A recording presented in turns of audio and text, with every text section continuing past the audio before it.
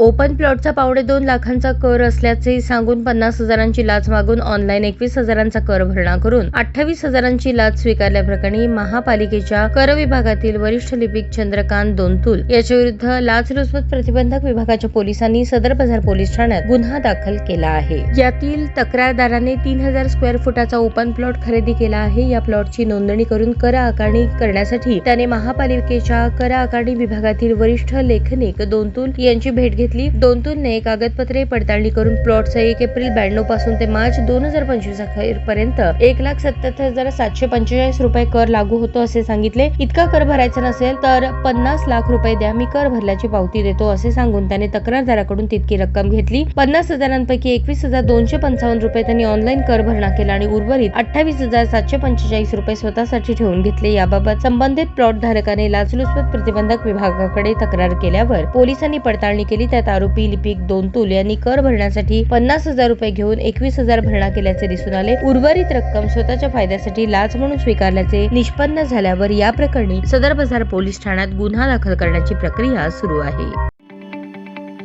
ताज्या बातम्या पाहण्यासाठी प्राईम महाराष्ट्र न्यूज चॅनलला सबस्क्राईब करा।